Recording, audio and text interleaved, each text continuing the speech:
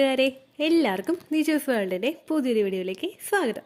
എല്ലാവരും സുഖമായിട്ടിരിക്കുന്നെന്ന് വിശ്വസിക്കുന്നു. ഞങ്ങളിവിടെ സുഖമായിട്ടിരിക്കുകയാണ്.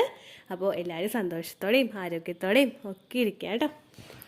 നിങ്ങൾ നീണ്ടു നിവർന്ന് ബെഡിൽ കിടക്കുന്ന സമയത്ത് നിങ്ങളിൽ അനുഭവപ്പെടുന്ന പ്രഗ്നൻസിയുടേതായിട്ടുള്ള ഒരു ലക്ഷണത്തിനെ പറ്റിയിട്ടാണ് ഇന്നത്തെ വീഡിയോയിൽ സംസാരിക്കുന്നത് കേട്ടോ. അപ്പോൾ നമുക്കത് എന്താണെന്ന് നോക്കാം. വീഡിയോ നമുക്ക് സ്റ്റാർട്ട് ചെയ്യാം. തുടക്കത്തിൽ തന്നെ പറയട്ടെ, ഇങ്ങനെയുള്ള പ്രഗ്നൻസി ലക്ഷണങ്ങളെ പറ്റിയിട്ട് വീഡിയോസ് ചെയ്യുന്നുണ്ടെങ്കിലും യാതൊരു തരത്തിലുള്ള പ്രഗ്നൻസി ലക്ഷണങ്ങളും ഇല്ലാതെ പ്രഗ്നന്റ് ആകുന്ന ഒരുപാട് പേരുണ്ട്.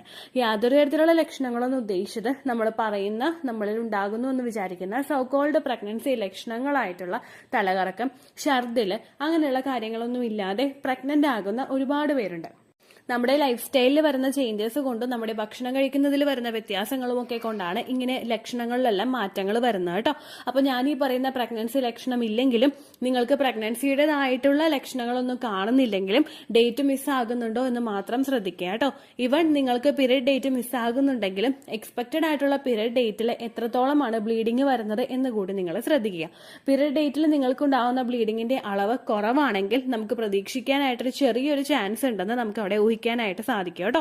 അപ്പോൾ ഇവിടെ പ്രഗ്നന്റ് ആകുന്ന സ്ത്രീകൾക്ക് ഉണ്ടാകുന്ന മാറ്റം എന്ന് പറയുന്നത്, നമ്മൾ കിടക്കുന്ന സമയത്ത് നമ്മുടെ വയറ് ഭയങ്കര ഹെവി ആയിട്ട് ഫീൽ ചെയ്യുക, നിവർന്ന് കിടക്കുന്ന സമയത്ത് ഒരു പുഷിംഗ് എഫക്റ്റ് നമുക്ക് വയറിൽ അനുഭവപ്പെടുക.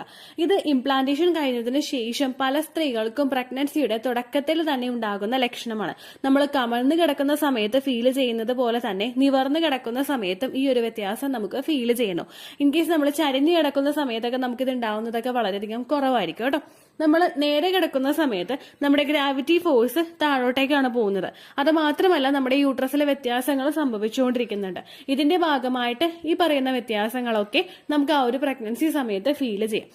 ഇംപ്ലാന്റേഷൻ നടക്കുന്ന സമയത്ത്, അതായത് ഒരു ഓവുലേഷൻ കഴിഞ്ഞിട്ട് 6 to 12 ഡേയ്സിന് ശേഷമായിരിക്കും നമുക്ക് ഇങ്ങനെയുള്ള ലക്ഷണങ്ങളൊക്കെ കണ്ടുവരുന്നത് കേട്ടോ. ഇനി ഈ ലക്ഷണങ്ങളൊക്കെ ഉണ്ടാവാനായിട്ടുള്ള പ്രധാനപ്പെട്ട കാരണങ്ങൾ എന്തൊക്കെയാണെന്ന് നമുക്ക് നോക്കാം. പ്രഗ്നൻസി ആകുന്ന സമയത്ത് നമ്മളുടെ ശരീരത്തിൽ പ്രൊജസ്ട്രോൺ ഹോർമോൺ ഇൻക്രീസ് ആകുന്നുണ്ട്. ഈ പ്രൊജസ്ട്രോൺ ഹോർമോൺ കൂടുന്നതിന്റെ ഭാഗമായിട്ട് നമ്മുടെ ഡൈജഷൻ ഒന്ന് സ്ലോ ആകും. ഡൈജഷൻ സ്ലോ ആകുമ്പോഴേക്കും അതിന്റെ ഫലമായിട്ട് നമുക്ക് വയറിൽ ഇങ്ങനെ നമ്മൾ കഴിക്കുന്ന ഭക്ഷണം ദഹിക്കാതെ വന്നു കഴിഞ്ഞാൽ ആ ഒരു കല്ലപ്പ് നമുക്ക് വയറിൽ ഓൾമോസ്റ്റ് എല്ലാ സമയത്തും ഫീൽ ചെയ്യും. കാരണം ദഹിക്കാതെ ഇങ്ങനെ കിടക്കുമ്പോഴേക്കും അതിന്റെ അസ്വസ്ഥത നമുക്ക് വയറിൽ കാണാനായിട്ട് സാധിക്കുമല്ലോ. ഇത് തന്നെ നമുക്ക് ആ ഒരു കിടക്കുന്ന സമയത്തും ഫീൽ ചെയ്യാനായിട്ടുള്ള സാധ്യതകൾ കൂടുതലാണ്. രണ്ടാമതായിട്ട് ഇങ്ങനെ ഉണ്ടാവാനായിട്ടുള്ള റീസൺ എന്ന് പറയുന്നത്, നമ്മുടെ ആ ഒരു പ്രഗ്നൻസി ആകുമ്പോഴേക്കും യൂട്രസ് അതിന്റെ ആ ഒരു സ്പേസ് വലുതാക്കാനായിട്ട് ശ്രദ്ധിക്കും.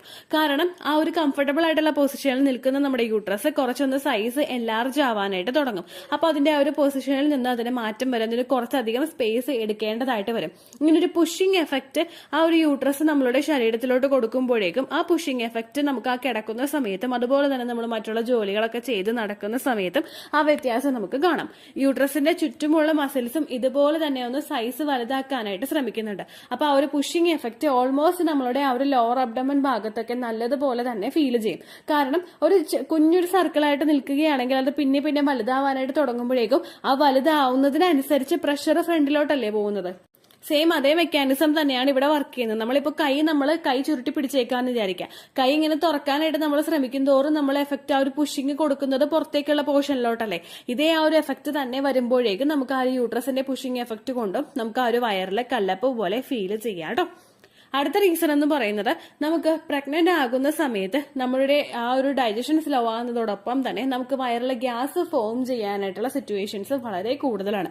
ഗ്യാസ് ഇങ്ങനെ ഫോം ചെയ്യുമ്പോഴേക്കും നമുക്ക് ഓൾമോസ്റ്റ് നമ്മളുടെ വയറ് ഭയങ്കര ഒന്ന് ഹെവി ആയിട്ട് ഫീൽ ചെയ്യും. അല്ല ദഹിക്കാതെ കിടക്കുന്നത് പോലെ നമ്മൾ ഞെക്കുന്ന സമയത്തൊക്കെ വയറ് ഉള്ളിലോട്ടൊന്നും പോകാതെ നമുക്ക് ഭയങ്കരമായിട്ടൊരു കല്ലപ്പ് അവിടെ ഫീൽ ചെയ്യും. ഇത് തന്നെ ആ ഒരു ഭാഗത്ത് നമുക്ക് ഉണ്ടാവാം കേട്ടോ. ഇത്തരം റീസൺസ് ആണ് ഏറ്റവും കൂടുതൽ നമുക്ക് ആ ഒരു സെൻസേഷൻ ഉണ്ടാവാനായിട്ടുള്ള പ്രധാനപ്പെട്ട കാരണം. ഇങ്ങനെയുള്ള ബുദ്ധിമുട്ടുകളൊക്കെ വന്നു കഴിഞ്ഞു കഴിഞ്ഞാൽ നിങ്ങൾ അതിന് ശേഷമുള്ള സമയങ്ങളിലും കുറച്ചധികം കാര്യങ്ങൾ ശ്രദ്ധിക്കണം. അതായത് നമ്മളുടെ ഇപ്പോൾ ഒരു സ്ട്രെച്ചിങ് എഫക്റ്റ് അവിടെ നടക്കുന്നതിന്റെ ഭാഗമായിട്ട് നമുക്ക് വയറിൽ മറ്റുള്ള അസ്വസ്ഥതകളൊക്കെ ഉണ്ടാവാനായിട്ടുള്ള സാധ്യതകൾ കൂടുതലായതുകൊണ്ട് നമ്മൾ കുറേയും കൂടി ഫെർട്ടിലിറ്റി എക്സസൈസുകൾ ചെയ്യാനായിട്ട് ശ്രദ്ധിക്കുക. അതായത് ഓവുലേഷൻ കഴിഞ്ഞിട്ടുള്ള സമയങ്ങളിലൊക്കെ നിങ്ങൾ leg up the wall exercise ഒക്കെ ചെയ്യുന്നത് നിങ്ങളുടെ ആ ഒരു ഭാഗത്തോട്ടുള്ള ബ്ലഡ് സർക്കുലേഷൻ വർദ്ധിപ്പിക്കുന്നതിന് വേണ്ടിയിട്ട് സഹായിക്കുന്നു. ആ ഒരു എംബ്രിയോയെ ഒന്ന് നറിഷ് ചെയ്ത് കൊടുക്കണമെങ്കിൽ ബ്ലഡ് സർക്കുലേഷൻ കൃത്യമായിട്ട് ആ ശരീര ഭാഗങ്ങളിലോട്ട് എത്തണം. നാച്ചുറലി ആ ഒരു പ്രോസസ്സ് നടക്കുന്നുണ്ട്. അതായത് ബ്ലഡ് സർക്കുലേഷൻ എല്ലാം നമ്മൾ ചെയ്തില്ലെങ്കിലും അത് നടക്കുന്നുണ്ട്. പക്ഷെ നമ്മളെ കൊണ്ട് പറ്റുന്ന രീതിക്ക് ഒരു എഫേർട്ട് നമ്മളും കൂടി ഇട്ട് കൊടുക്കുകയാണെങ്കിൽ അതുമൂലം പ്രഗ്നന്റ് ആകാനായിട്ടുള്ള ആ ഒരു സപ്പോർട്ട് ശരീരത്തിന് കൂടുതൽ കിട്ടുന്നു. ഈ സമയത്ത് അതായത് നമ്മുടെ ഇംപ്ലാന്റേഷൻ നടക്കുന്ന സമയത്തൊക്കെ ലെഗ് അപ്പ് ദ വോൾ എക്സസൈസും അതുപോലെ തന്നെ നമ്മൾ ബട്ടർഫ്ലൈ എക്സസൈസ്, നമ്മൾ കിടക്കുന്ന രീതിക്ക് ബട്ടർഫ്ലൈ എക്സസൈസ് ചെയ്യുന്ന വീഡിയോ ഉണ്ട്. സുപ്ത ബദകോണാസന എന്ന് പറയുന്നൊരു yoga exercise, reclined bound angle pose എന്നാണ് അതിന്റെ പേര്. നിങ്ങൾ യൂട്യൂബിൽ ദീച്ചോസ് വേൾഡ് റിക്ലൈൻഡ് ബൗണ്ട് ആംഗിൾ പോസ് എന്ന് ടൈപ്പ് ചെയ്ത് കഴിഞ്ഞാൽ നിങ്ങൾക്ക് ആ വീഡിയോ ലഭിക്കുന്നതായിരിക്കും. ആ എക്സസൈസും ഒക്കെ നിങ്ങൾ ചെയ്യാൻ ശ്രമിച്ചു കഴിഞ്ഞാൽ ഇത് ഒരു ബ്ലഡ് സർക്കുലേഷൻ വർദ്ധിക്കുന്നതിന് വേണ്ടിയിട്ട് സഹായിക്കുന്നു. അങ്ങനെ വന്നു കഴിഞ്ഞാൽ അത് മസിൽസ് ഒക്കെ ഒന്ന് സ്ട്രെച്ച് ചെയ്യാനായിട്ടും ഒക്കെ സഹായിക്കുന്നു. ഇപ്പൊ നിങ്ങൾ റിക്ലൈൻഡ് ബൗണ്ട് ആംഗിൾ പോസ് എന്ന് പറയുന്ന ഒരു എക്സസൈസ് ഞാനിവിടെ ഫോട്ടോ കൊടുത്തേക്കാം കേട്ടോ. അത് നിങ്ങൾ ചെയ്യുകയാണെങ്കിൽ നിങ്ങളുടെ മസിൽസ് ഒക്കെ ഒന്ന് വലിയാൻ വേണ്ടിയിട്ടും കംഫർട്ടബിൾ ആയിട്ട് അത് വലിയാൻ വേണ്ടിയിട്ടും, അതായത് നമുക്ക് ഓവർ ആയിട്ടുള്ള സ്ട്രെസ്സോ പെയിനോ തരാതെ കംഫർട്ടബിൾ ആയിട്ട് അതൊക്കെ ഒന്ന് വലിയാൻ വേണ്ടിയിട്ടുള്ള ഒരു സിറ്റുവേഷൻ ഒരുക്കി കൊടുക്കാൻ നമ്മളുടെ ശരീരത്തിന് സാധിക്കുന്നുണ്ട് കേട്ടോ. അതുപോലെ തന്നെ വയറിൽ ഇങ്ങനെയുള്ള ലക്ഷണങ്ങളൊക്കെ കാണുന്നുണ്ടെങ്കിൽ കൂടുതൽ വയറിന് സ്ട്രെസ്സും പ്രഷറും കൊടുക്കാതിരിക്കാൻ നിങ്ങൾ പ്രത്യേകം ശ്രദ്ധിക്കണം. ഒരുപാട് കുമ്പിട്ട് നിന്നുള്ള കാര്യങ്ങളൊക്കെ ചെയ്യുക, അല്ലെങ്കിൽ വെയിറ്റ് എടുത്ത് ലിഫ്റ്റ് ചെയ്യുക, ഒരുപാട് നേരം സ്റ്റെപ്പ് കയറി ഇറങ്ങുക, അല്ലെങ്കിൽ ഫിസിക്കൽ കോണ്ടാക്ട് ചെയ്യുക, ഇങ്ങനെയുള്ള കാര്യങ്ങളൊക്കെ ആ ഒരു ഇംപ്ലാന്റേഷൻ നടക്കുന്ന സമയത്ത് നിങ്ങൾ അവോയ്ഡ് ചെയ്യണം. വയറ് നിങ്ങൾക്ക് ഇങ്ങനെയുള്ള ലക്ഷണങ്ങൾ കാണിച്ചു തരുന്നുണ്ടെങ്കിൽ പിന്നെ അതിനെ സപ്പോർട്ട് ചെയ്യാനായിട്ടുള്ള കാര്യങ്ങൾ നിങ്ങളും ചെയ്ത് തുടങ്ങണം കേട്ടോ. അപ്പോൾ ഇത്രയേ ഉള്ളൂ വീഡിയോ. യൂസ്ഫുൾ ആയി കാണുമെന്ന് വിശ്വസിക്കുന്നു. യൂസ്ഫുൾ ആവുന്നുണ്ടെങ്കിൽ ലൈക്ക് ചെയ്യുക, ഫ്രണ്ട്സിനൊക്കെ ഷെയർ ചെയ്ത് കൊടുക്കുക കേട്ടോ. ഇങ്ങനെയുള്ള ലക്ഷണങ്ങൾ കാണുന്നില്ലെങ്കിലും നിങ്ങൾ വിഷമിക്കേണ്ട ആവശ്യമില്ല. കാണുന്നുണ്ടെങ്കിൽ ശരീരം ഒരു പടി കൂടി നിങ്ങളൊന്ന് കെയർ കൊടുക്കുക. കാരണം പ്രഗ്നൻസി ആയതിന്റെ വിസിബിൾ ആയിട്ടുള്ള സിംറ്റംസ് ആണ് ഇതൊക്കെ. അപ്പൊ അങ്ങനെയുള്ളതൊക്കെ കാണുമ്പോഴേക്കും ജസ്റ്റ് ഒരു പടി കൂടി നിങ്ങൾ കെയർ കൊടുക്കുക. അതിന് വേണ്ടിയിട്ടാണ് ഇങ്ങനെയുള്ള വീഡിയോസ് ചെയ്യുന്നത് കേട്ടോ. പിന്നെ ഈ ഒരു വീഡിയോസ് ഒക്കെ കാണുമ്പോഴേക്കും സ്ട്രെസ് കൂടുന്നവരാണ് നിങ്ങളെങ്കിൽ, അതായത് ഓവുലേഷന് ശേഷം ലക്ഷണങ്ങൾ കാണുന്നുണ്ട് എങ്കിൽ സ്ട്രെസ് കൂടുന്നവരാണെങ്കിൽ വീഡിയോസ് കംപ്ലീറ്റ് ആയിട്ട് അവോയ്ഡ് ചെയ്യാനായിട്ട് ശ്രദ്ധിക്കുക. ഇനി നിങ്ങൾ കേട്ടിട്ടുണ്ടെങ്കിൽ നിങ്ങൾ ഓവറായിട്ട് ടെൻഷൻ ആവാതെ ഈ ഒരു ലക്ഷണം ഉണ്ടാകും. അതുപോലെ തന്നെ തുടക്കത്തിലും ചേച്ചി പറഞ്ഞിട്ടുണ്ടായിരുന്നു ലക്ഷണമില്ലാതെയും പ്രഗ്നന്റ് ആകും. ആ ഒരു കാര്യവും കൂടി നിങ്ങൾ മനസ്സിൽ ഫുള്ളായിട്ട് അങ്ങോട്ട് ഓർത്തു വെക്കുക. ഒരു ലക്ഷണവും ഇല്ലാതെ പ്രഗ്നന്റ് ആകും, ലക്ഷണങ്ങൾ ഉണ്ടായിട്ടും പ്രഗ്നന്റ് ആകും കേട്ടോ. അപ്പൊ ഈ ലക്ഷണം കണ്ടില്ലെങ്കിലും നിങ്ങൾ ഒട്ടും തന്നെ വിഷമിക്കേണ്ട ആവശ്യമില്ല. ഡേറ്റ് മിസ് ആകുന്നുണ്ടോന്ന് മാത്രം ശ്രദ്ധിക്കുക കേട്ടോ. അപ്പോൾ ഇത്രയേ ഉള്ളൂ വീഡിയോ. എന്തെങ്കിലും സംശയം ഉണ്ടെങ്കിൽ നിങ്ങൾ കമന്റ്സിൽ ചോദിക്കുക. പണ്ടത്തെ വീഡിയോയ്ക്ക് കമന്റ്സ് ഇടുന്നവർക്ക് റിപ്ലൈ കിട്ടുന്നില്ലെങ്കിലോ, നമ്മൾ തമ്മിൽ ഓൾറെഡി ഒരു കോൺവെർസേഷൻ ഉണ്ടായിട്ടും അതിന്റെ കണ്ടിന്യൂഷൻ ആയിട്ട് നിങ്ങൾക്ക് റിപ്ലൈ കിട്ടിയിട്ടില്ലെങ്കിലോ, ലേറ്റസ്റ്റ് ആയിട്ട് ഞാൻ ഏത് വീഡിയോ ആണ് അപ്ലോഡ് ചെയ്യുന്നത് അതിന് താഴെ കമന്റ് ഒന്ന് കോപ്പി പേസ്റ്റ് ചെയ്യാനായിട്ട് ശ്രദ്ധിക്കുക കേട്ടോ. അതുപോലെ ഓവുലേഷൻ ഡേറ്റ് കാൽക്കുലേറ്റ് ചെയ്ത് തരാനായിട്ട് റിക്വസ്റ്റ് ചെയ്യുന്നവർ എത്രയാണോ നിങ്ങളുടെ കൃത്യം സൈക്കിൾ ലെങ്ത് അത് മെൻഷൻ ചെയ്യാനായിട്ട് ശ്രദ്ധിക്കുക. സൈക്കിൾ ലെങ്ത് എന്നതുകൊണ്ട് ഉദ്ദേശിച്ചത് ഓരോ മാസവും എത്ര ദിവസം കൂടുമ്പോഴാണോ ബ്ലീഡിങ് വരുന്നത് അതിനെയാണ് കേട്ടോ ഉദ്ദേശിച്ചത്. അതായത് ജനുവരിയിൽ നിങ്ങൾക്ക് ഒരു 1-ാം തീയതിയാണ് ബ്ലീഡിങ് വന്നതെങ്കിൽ, ഫെബ്രുവരിയിൽ നിങ്ങൾക്ക് 2-ാം തീയതിയാണ് ബ്ലീഡിങ് വരുന്നതെങ്കിൽ, ജനുവരി 1-നെ ഡേ 1 ആയിട്ട് എടുത്ത് ഫെബ്രുവരി 2 വരെ എത്ര ദിവസമുണ്ടോ അത് എണ്ണി പറയുന്നതാണ് സൈക്കിൾ ലെങ്ത് എന്നതുകൊണ്ട് ഉദ്ദേശിച്ചത് കേട്ടോ.